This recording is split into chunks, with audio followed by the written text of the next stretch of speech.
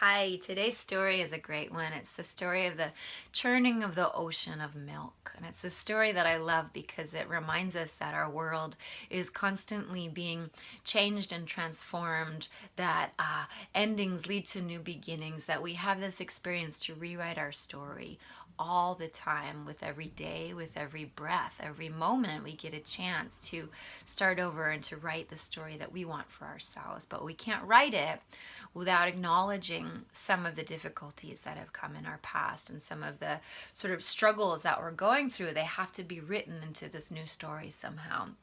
And so the story starts with the gods being very weakened. Because of a curse, they've lost all their strength. They've lost their strength, and the only way to get it back is to find the nectar of immortality, the Amrit.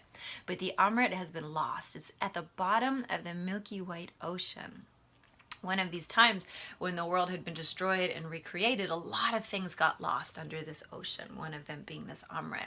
And so the gods know that they've got to find this Amrit. They've got to churn the ocean somehow. This ocean of possibility, this ocean where all these stories are hidden underneath the surface. All these things have been lost and all these things are buried, and they've got to churn it to bring up the Amrit. But they also know that they can't do it themselves because they've been so weakened by this curse. And so they must approach the demons and ask them for their help.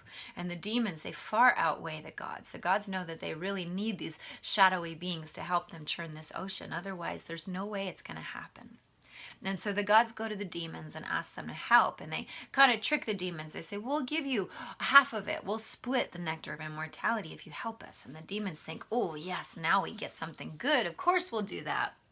And so the gods and the demons come together and they get a great big mighty mountain peak, and they plop this mountain peak right into this frothy milky ocean, and they're getting ready to churn it. So they grab a snake, Vasuki, this great serpent, and they wrap Vasuki around the mountain peak to use as their churning rod. And they ask the demons, the gods do, they're quite clever, they say, which side would you like, the head or the tail of the serpent? And the demons right away think, well, the head must be the best. We're taking the head. Give us the head. And so the gods get the tail of the demon, or the tail of the serpent, and the demons get the head of the serpent, and they begin to churn. They start churning, pulling the snake by the tail and the head and the tail and the head. And as you can imagine, for that poor serpent who's being pulled back and forth, it doesn't feel so good. And the serpent Vasuki lets out this mighty belch, poisonous belch, and the demons now are weakened. They're even weaker than the gods. So now the gods kind of have a leg up on the demons, and they continue to churn and churn and churn this milky ocean. Now this mountain peak, this is just a regular mountain peak that they took off. So it's still got trees, and it's got plants and herbs and flowers, and everything's still upon it. So as it's churning, and it's quite violently now shaking and moving and churning, the trees start to tumble down from the mountain peak. And as they crash down, they light on fire. And so now this mountain is full of flames, and these flaming trees are tumbling down the side of the mountain. As they tumble down, they're bringing with them all of these herbs, all of these special magical healing herbs, and all of these flowers. And they're all tumbling down into this ocean. So now you're putting all of these wonderful magical things into the ocean, all of this hard work, all of these herbs and wonderful things, mixing with this great white ocean of possibility. And it's starting to get really frothy now, and waves are splashing up upon the mountain as they churn and churn and churn. And finally something's coming up, and they're so excited. Is it their Amrit? What's coming? But it's not the Amrit. It's actually quite the opposite of the Amrit. Something called the halahal has come up, and it's just like what it sounds like. You know, if you were choking, the sound you would make, halahal, is poison. It's poison so strong that one drop of it would kill everyone, destroy the whole world. And so all the gods and goddesses now are in a total panic. What do we do with this halahal?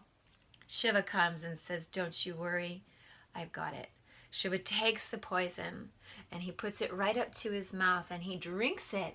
But he doesn't let it go all the way down. He doesn't assimilate the poison. He doesn't become the poison. He holds the poison right in his throat. He keeps it there until his throat turns blue and that poison is no longer harmful. He's taken that poison and transformed it.